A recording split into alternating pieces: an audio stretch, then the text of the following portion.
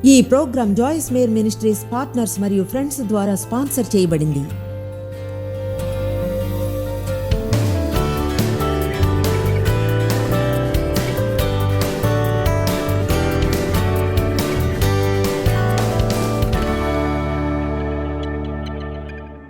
విసగనేది లేకుండా జీవించడం. తండ్రి నాటి వాక్యానికే నీకు థ్యాంక్స్. ప్రతి ఒక్క హృదయం కృప అనేది ఎంత అద్భుతమైందో నిజంగా ప్రకటన పొందాలని ప్రార్థిస్తున్నాను. కృప అనేది ఎంత అద్భుతమైనదన్న దాని గురించి ఎంతగా మాట్లాడుకున్నా ఉంటే అదెంత అద్భుతమైందో మర్చిపోయాం. మన సంఘపు వాతావరణంలో కొన్నిసార్లు అలా చేసే అవకాశం ఉంది.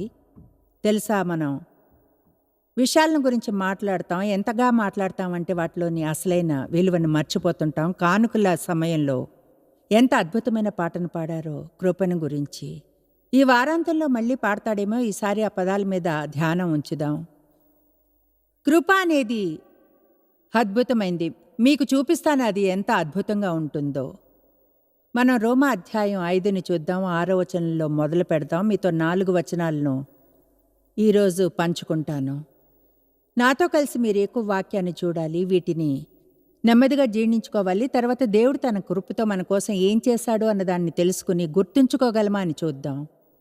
బహుశా ఖచ్చితంగా మనకి గాని తెలిస్తే దేవుడు మన కోసం చేసిందంతా దాని గురించి ప్రకటన కలిగితే జీవితంలో మరొక విచారకరమైన రోజు ఉండదు. ఆమేన్, ఆమేన్. All right. రోమా అధ్యాయం 5-6 వచనం.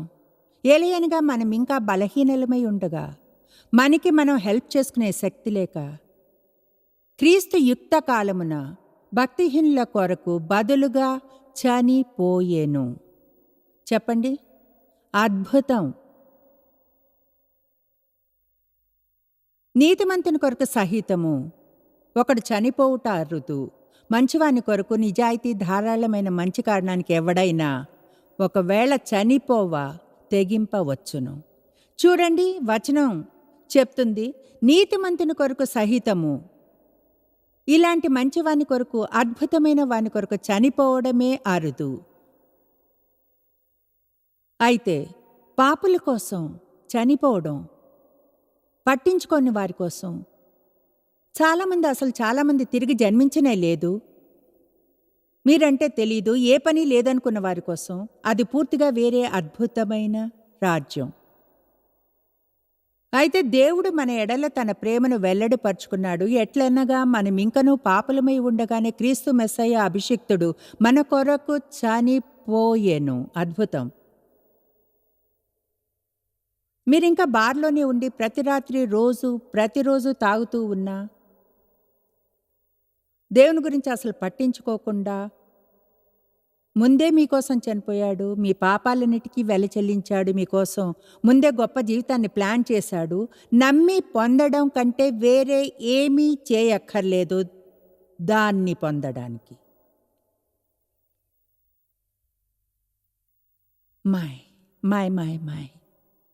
తెలుసా, మీరు కానీ తిరిగి జన్మిస్తే నరకానికి వెళ్ళని ఎవరినో ఈరోజు చూస్తున్నాను. అది కొంచెంసేపు మనల్ని సంతోషంగా ఉంచుతుంది. మరోసారి విచారంగా ఉంటే వెళ్ళి అద్దంలో చూసుకుని ఇలా అనండి, నేను నరకానికి వెళ్ళడం లేదు. హల్లెలూయా! వావ్! నేను నరకానికి వెళ్ళడం లేదు. 9వ వచనం. కాబట్టి ఇప్పుడు నీతిమంతులుగా తీర్చబడి. ఎప్పుడు తీర్చబడి? ఎప్పుడు? అంటే మన ప్రవర్తన మెరుగైన తర్వాత కాదన్నమాట. ఇప్పుడు తీర్చబడ్డాము. దీనికి అర్థం తెలుసా? తీర్చబడ్డాం అంటే ఎన్నడూ పాపం చేయనట్లుగా. అద్భుతం.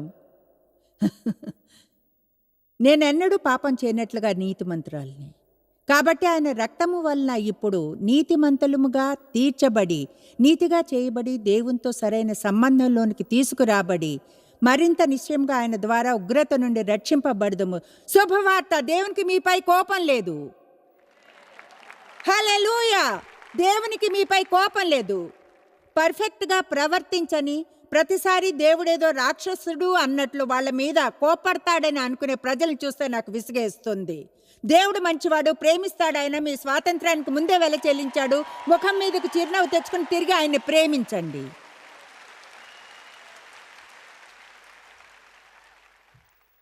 ఏలయనగా శత్రువులమై ఉండగా ఆయన కుమారుని మరణము ద్వారా మనము దేవునితో సమాధానపరచబడిన ఎడల, ఈ భాగాన్ని అర్థం చేసుకోండి. శత్రువులమై ఉండగా ఆయన కుమారుని మరణము ద్వారా ఆయనతో సమాధానపరచబడిన ఎడల మనం ఏమాత్రం పట్టించుకోనప్పుడు కూడా మన కోసం మరణించడానికి కుమారుని పంపాడు.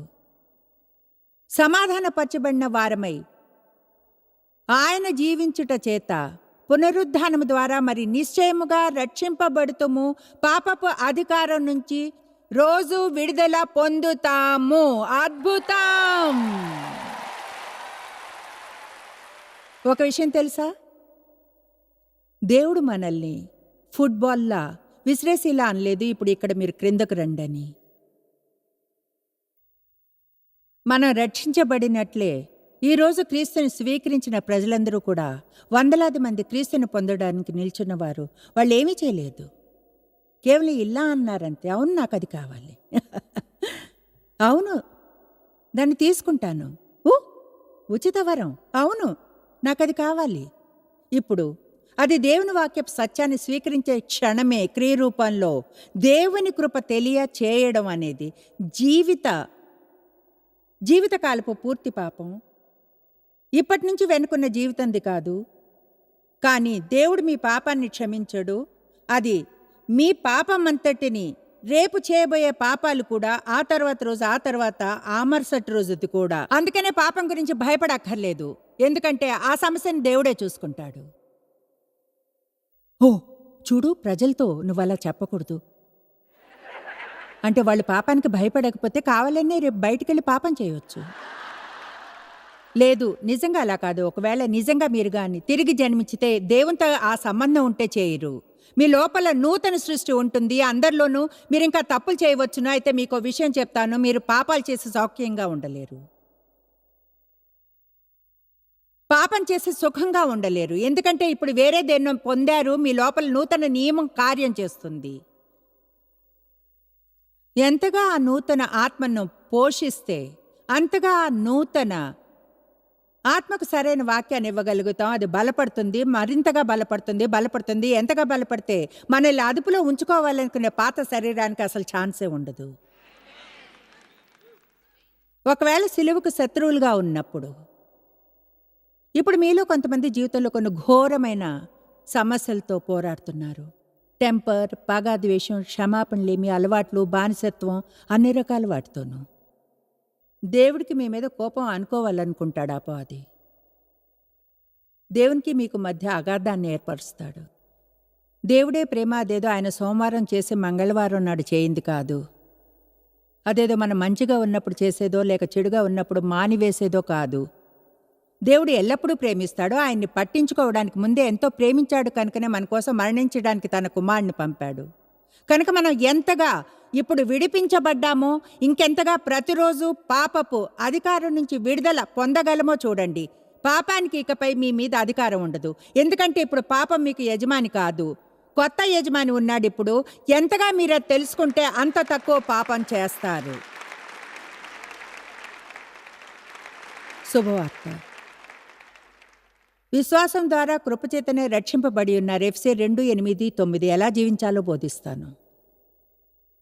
విశ్వాసం ద్వారా కృపచేతనే రక్షింపబడి ఉన్నారు. యాంప్లిఫైడ్లో చదువుదాం. మీరు ఉచిత కృపచేతనే దేవుని అంతులేని దయ వల్లనే రక్షింపబడి ఉన్నారు. తీర్పు నుంచి విడుదల చేయబడి క్రీస్తు రక్షణలో భాగస్వాములయ్యారు. అది విశ్వాసం ద్వారానే, కృపచేతనే విశ్వాసం ద్వారా. విశ్వాసం రక్షణను కొనలేదు, అది రక్షణను పొందుతుంది. విశ్వాసం అనేది దేవుని ఉచిత వరాన్ని పొందడానికి చాపే చెయ్యి లాంటిది. ఓకే, అందుకే ఈరోజు రక్షణను పొందడం కష్టం కాలేదు. ఎందుకంటే మీకు ఉచిత వరం గురించి చెప్తే అన్నారు, నేను తీసుకుంటాను.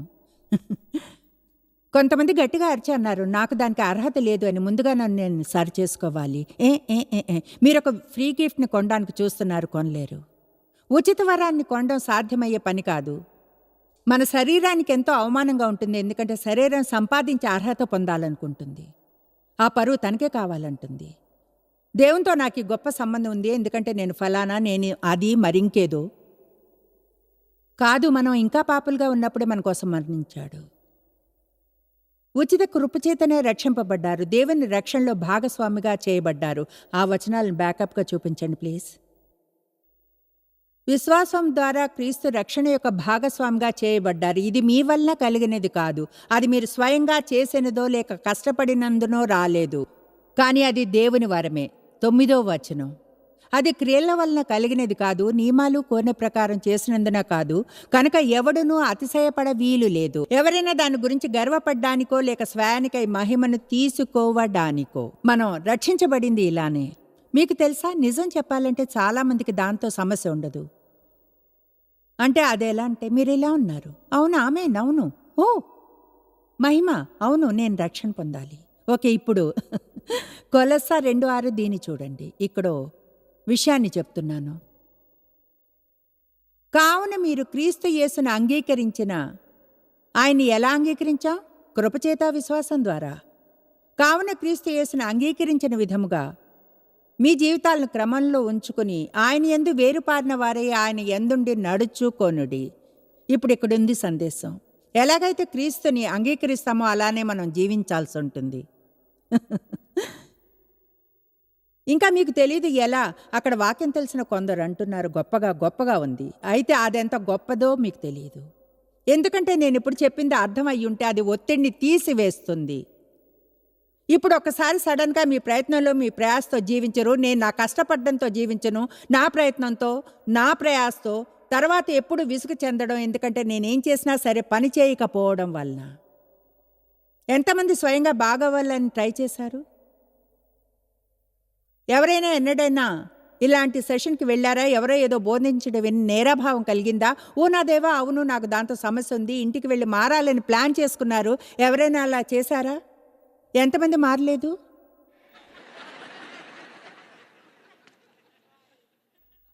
ఒక విషయం తెలుసా, అదే విధంగా రక్షింపబడ్డం వలన, కృపచేత, విశ్వాసం ద్వారా అదే విధంగా మీరు మారాలి. దేవుడు మనం ఏం చెప్పాలంటాడంటే, దేవా నువ్వే రైటు, ఆ వాక్యం చేత నేరభావం కలిగింది, ఆ చోట పెద్ద సమస్య ఉంది, నాకు మారాలని ఉంది, అయితే నువ్వు మార్చనంత వరకు నేను మారలేను. నువ్వే నన్ను మార్చాలి దేవా, నీ మీద ఆధారపడ్డాను, నిన్ను నమ్ముతున్నాను, నీలో నమ్మకం ఉంచాను, నా జీవితంలో ఏం చేయాలో అది చేస్తావని. మీతో మీరు పోరాడతారు, మీపై మీరు కోపడతారు. రోజు అపవాది మిమ్మల్ని ఒప్పిస్తాడు దేవునికి మీపై కోపం అని, మీరు కృప ప్రకటనను అర్థం చేసుకునేంత వరకు. మనం కృపచేత జీవించాలి.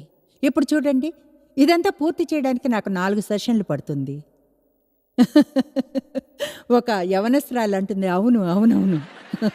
ఎందుకో తెలుసా, ఇది అంత బాగుంటుంది. అదేమిటో తెలుసా, అద్భుతమైనది. అదే అద్భుతమైన కృప. నిజంగా అద్భుతమైన కృప అంటే ఏమిటో అర్థం చేసుకుంటాం ఇక్కడి నుంచి వెళ్ళే లోపల. దేవుడు మన కోసం చేసింది అద్భుతమైనది. యేసు తండ్రి కుడి పార్శ్వమున కూర్చోడానికి పైకి వెళ్ళినప్పుడు ఆయనకు ప్రతినిధిగా ఆయన చోటులోనికి పరిశుద్ధాత్మను పంపాడు. ఇప్పుడు ఆయన ప్రభువైన యేసుక్రీస్తు యొక్క ప్రతి విశ్వాసలోనూ ఉంటాడు, మనలో ఉన్నాడు. చేయవలసినది అంతా ఆయన మన ద్వారా చేస్తాడు. మనంగా అది చేయడానికి ప్రయత్నం చేయడం మానివేసి దేవుని కార్యం చేయనిస్తే.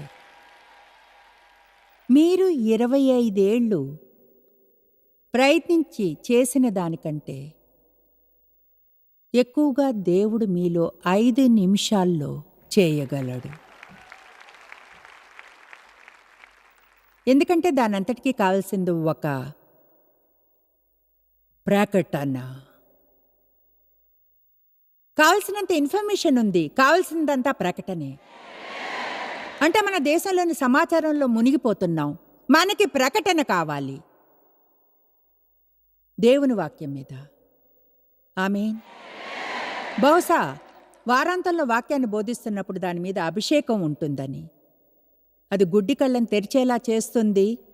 నేనిప్పుడు ఆత్మికంగా గుడ్డివైన కళ్ళను గురించి చెప్తున్నాను. అయితే శారీరకంగా ఉన్నవి తెరుచుకుంటున్నాయి. అయితే ఆత్మికంగా గుడ్డివైన ఆ కళ్ళను, అలాగే చెవిటివైన చెవులను తెరవండి. బహుశా దాన్ని ఓ 1000 సార్లు విన్నారేమో. అద్భుతమైన కృప ఎంత మధురంగా ఉంది. అయితే ఈ వారాంతంలో మీరు వెళ్ళినప్పుడు లేదా ఈరోజు ఎన్నిసార్లు మీరు వచ్చినా సరే ఇలానే అంటారు, అద్భుతం, నమ్మశక్యం కానంత అద్భుతమైనది కృప అని. దేవుడు మన కోసం చేసింది అర్థం చేసుకున్నప్పుడు ఎంతో కృతజ్ఞులమై రుణపడి దేవుణ్ణి ఎంతగా ప్రేమిస్తామంటే మనం ఇక ఏమీ చేయలేమంతే. ఆయన్ని ప్రీతిపరచడానికి మనం వీలైనంతగా చేయడానికి ప్రయత్నించాలంతే. ఏదో మనం చేయాలని మాత్రం కాదు, కానీ చెయ్యాలి కనుక. ఆమేన్. అద్భుతం. కృప అంటే అందరం దీన్ని విన్నాం. దేవుని ఐశ్వర్యం క్రీస్తు వెలతో. దేవుని కృప. కొన్నిసార్లు ఈ విషయం కొంచెం ఎక్కువ ఆత్మికంగా వినిపించవచ్చును. ధార్మికంగా మనం దాన్ని మిస్ చేస్తాం. అర్హత లేకున్న సహాయం అది. వాడు దాని గురించి చాలా కాలం ఆలోచించాలేమో. ఎందుకంటే చాలామంది అర్హత లేని దానికోసం ఎక్కువగా ఏం చేయరు, లేదా అర్హత ఉన్నదాన్ని ఇస్తుంటారు. అయితే దేవుడు ఈ రెండూ చేయడు. మనల్ని తరిమి వేయాల్సినప్పుడు ఆశీర్వదించుతాడు. ఆమేన్. మనకి అర్హత లేని వాటిని ఆయన చేస్తాడు. దాని అర్థం దేవుడు మనల్ని దండించడనో, బోధించడానికి మనతో డీల్ చేయడనో, ఎలా ప్రవర్తించాలో తర్ఫీదుని ఇవ్వడనో కాదు. మనల్ని ప్రేమించడం ఎన్నడూ మాండు. అయితే నా వద్ద జేఎం వివరణ ఒకటి ఉంది కృపకి. ఇది నా సొంతది. ఇది జేఎం డిక్షనరీ నుంచి వస్తుంది. వాక్యాన్ని 37 ఏళ్లు బోధించిన తర్వాత ఇప్పుడు ఈ వివరణలు ఇచ్చే హక్కు నాకు ఉంది కనుక ఇదిగో వినండి. నా ఉద్దేశంలో కృప అంటే అవును, అర్హత లేకున్నా సహాయం. అయితే అది మనకు వెల లేకుండా ఉచితంగా లభ్యమయ్యే దేవుని శక్తి. మనం ఎంతో కష్టపడి ప్రయత్నించినా స్వయంగా ఎన్నడూ చేయలేనిది ఎంతో సరళంగా చేయగలిగేలా చేసేది. నాకు తెలిసి మీకు అది ఇంకోసారి చెప్పాలని. కృప అంటే శక్తి. ఏం చేయాలో అది చేయడానికి అది శక్తి.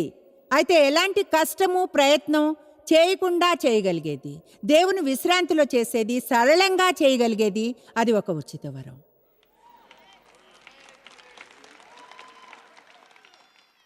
మళ్ళీ ఒకసారి చెప్పాలంటారా? ఇప్పుడు మనం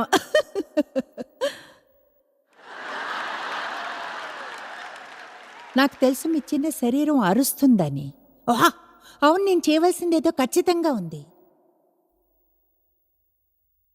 విశ్వసించడంతో ఆరంభిద్దాం. అందుకని మనల్ని విశ్వాసులు అంటారు. మనం సాధించాలనుకుంటే సాధించేవారంటారు. అయితే విశ్వాసులు, ఆ పదం విశ్వాసం అంటే అర్థం పొందడం, ఆ పదం పొందడం అంటే నమ్మడం. కనుక ఈరోజు క్రీస్తుని పొందిన ఆ ప్రజలు యేసు వారి పాపాల కొరకు మరణించాడని నమ్మారు, వారిని క్షమిస్తానికి ఇష్టపడ్డాడని, వారికి మంచి జీవితాన్ని ఇస్తాడని. కనుక వాళ్ళు నమ్మారు. వాళ్ళు నమ్మిన క్షణమే వాళ్ళు పొందారు. నమ్మినప్పుడు పొందుతారు, పొందినప్పుడు నమ్ముతారు. రెంటిని విడదీయలేము. నమ్మడం అంటే పొందడం. హెబ్రీ 4 చెప్తుంది, మనం నమ్మినప్పుడు ఏమవుతుంది? దేవుని విశ్రాంతిలోనికి ప్రవేశిస్తాము అని.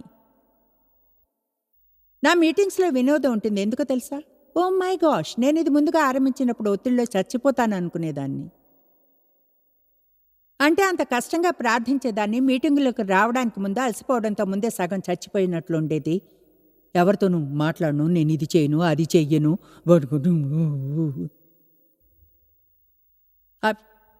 అభిషేకాన్ని కదిలించాల్సి వచ్చేది. శ్రేష్టంగా జీవించడం తెలుసుకున్నాను. ఎల్లప్పుడూ ఒకేలా జీవించడం. ఇక్కడికి వచ్చి ఒకలా ప్రవర్తించక్కర్లేదు, మరొక చోట మరోలా. దేవుడు మనం నటించాలని ఎన్నడూ అనుకోడు. ఇజ్రాయేల్ ఈరోజు ఆరాధన నడిపించడంలో ఒత్తిడిలో ఉన్నట్లు కనిపించలేదు. దానికి ముందు చూశాను, స్టేజ్ వెనుక ఎలా ఉన్నాడో ఇక్కడికి వచ్చినప్పుడు అలానే ఉన్నాడు. ఇప్పుడు ఒక వేరైన వరంలోనికి అడుగు పెడతారు. అయితే నిజం ఏమిటంటే అది ఇదే. నేనెంతో సౌఖ్యంగా ఉంటాను. ఈ పని చేస్తూ అలాగే ఆనందిస్తాను. ఎందుకో తెలుసా? ఎందుకంటే దేవుడు నన్ను చేయమని ఇచ్చిన ఈ వంతుని చేస్తున్నాను, అధ్యయనం చేశాను, ఇక్కడికొచ్చాను, మిగతాదంతా ఆయనదే. నేను అధ్యయనం చేశాను, ప్రిపేర్ అయ్యి ఇక్కడికొచ్చాను, మిగతా అది దేవుడే చూసుకుంటాడు. విసిగిపోవడం అంటే ఏమిటో తెలుసా?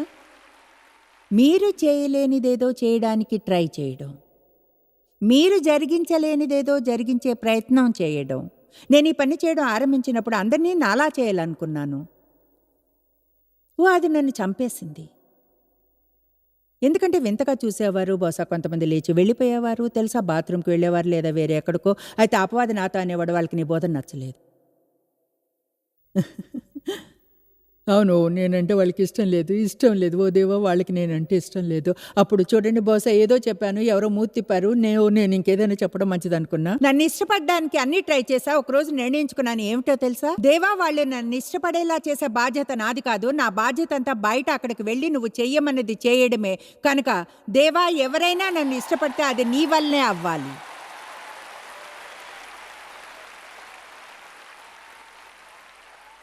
అంటే నేను ఇక్కడ నిల్చున్న ప్రజలపైన అరుస్తాను. ఎవరైనా నేనంటే ఎలా ఇష్టపడతారు? దేవుడు వారు ఇష్టపడేలా చేయకుంటే. ఆయన మీరు వస్తూనే ఉంటారు, వస్తూనే ఉంటారు. ఎందుకో తెలుసా? ఇతర ప్రజల చాదస్తాలతో మీపై అధికారం చేయబడుతూ, మ్యానిపులేట్ చేయబడుతూ ఉండాల్సి వస్తుందన్న భయంతో రోజు బయటికి వెళ్ళనవసరం లేదు. ఎందుకంటే ఇష్టం లేని ఎవరికో భయపడుతున్నారు. ఉదయాన్నే మీరు అనవచ్చు, దేవా, ఈరోజు నన్ను ఎవరైనా ఇష్టపడితే నువ్వు వారిని నాలా చేయాలి. వాళ్ళకి నేను నచ్చకపోతే దేవా, అప్పుడు ఇది నీ సమస్యే.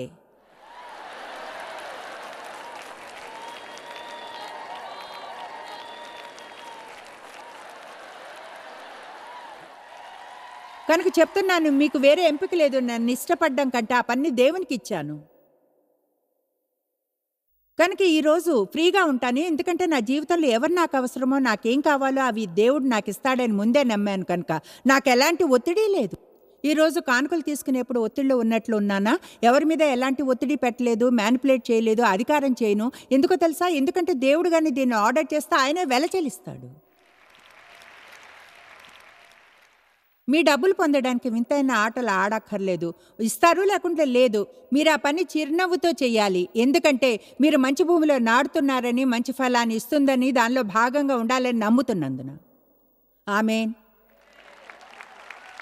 దేవుడు ఆర్డర్ చేస్తే ఆయనే వెల చెల్లిస్తాడు. నేను ఇది చేయాలనుకుంటే ఆయన ఏర్పరుస్తాడు, చేస్తాడు. ఎందుకంటే బిల్లులన్నీ కట్టేశాం కనుక పోరాటం అనేది లేదు. కష్టపడతాను, అయితే నేను కష్టంగా మాత్రం చేయను. అంటే నిజంగా శ్రమ పడతాను. ఇంటికి వెళ్ళినప్పుడు శారీరకంగా అలసిపోతా, అయితే చేసేది చేయడానికి నాకంత కష్టం కలగదు. ఎందుకంటే నేనంతా దేవుని కృపచేత చేస్తున్నాను. అసలు కష్టం అంటే ఏమిటో చెప్తాను. ఒక పూర్తి 24 గంటల సమయం కోపంగా ఉండడం, ఇంకా ఎవరి మీదో పగతో, కోపంతో, క్షమాపణలేమితో ఉండడం. చెప్పాలంటే ఇప్పుడు అది నిజంగా నన్ను చంపేస్తుంది. అందులో తేడా ఇదే. నేను శ్రమ పడుతున్నాను, అయితే లోపల నుంచి పనిచేయడం లేదు. కోపంగా ఉన్నప్పుడు ఒక కుర్చీలో కూర్చుని ఉండవచ్చును, అయితే లోపల ఎంతో కష్టపడుతున్నారు. అది మిమ్మల్ని చంపేస్తుంది. ఒక పూర్తి రోజంతా నరాలు పగిలే చింతతో, ఆతురతో ఉంటే మనల్ని చంపేయగలదు. నేను వెంటనే ఇలాంటి 3 సభలు చేయగలను. ప్రతిదానిలో 4 సెషన్లున్నా ఒక పూర్తి రోజంతా, అంటే ఎవరి మీదైనా చంపేయాలంత కోపం ఉండి గడిపే కంటే నన్ను చంపేస్తుంది. నేను అది హ్యాండిల్ చేయలేను. కనుక మనం కానీ దేవుని కృపనెలా పొందాలో తెలుసుకుని మన ద్వారా ఆయన్ని కార్యాలు చేయనిస్తే, నన్ను బలపరచు క్రీస్తు ద్వారా నేను సమస్తము చేయగలను. అదేదో మనం చెప్పే చిన్న వచనం కాదు ఇక్కడ, కానీ చెప్పవచ్చును. దేవుడు మీరు ఏం చేయాలనుకున్నా దాన్ని మీరు దేవుని కృపతో చేయగలరు. మీరు అనవచ్చు, అయితే మరి ఇంత విసుగ్గా ఎందుకుంటాను? ఇదిగో అక్కడికే వస్తున్నాం. చూడండి, ఇక్కడ ఒక లైట్ ఉంది.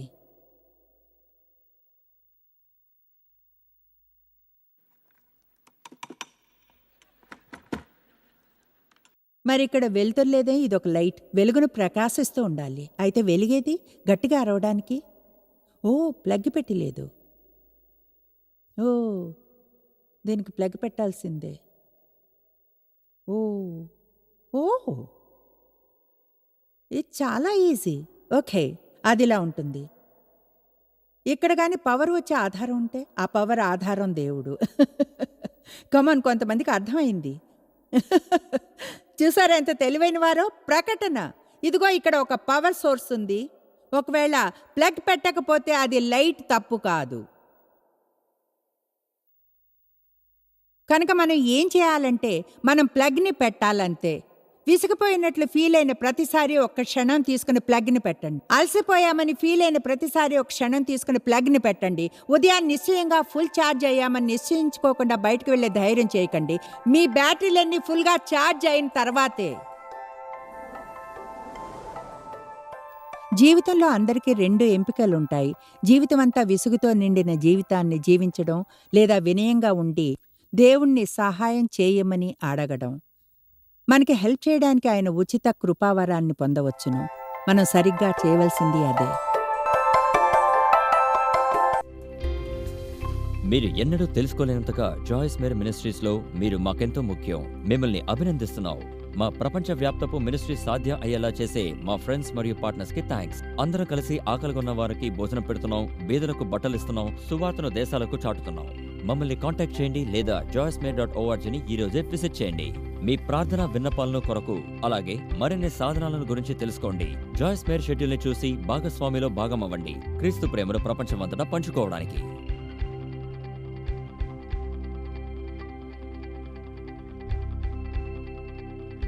ఈ programme Joyce Meyer ministries partners మరియు ఫ్రెండ్స్ ద్వారా స్పాన్సర్ చేయబడింది.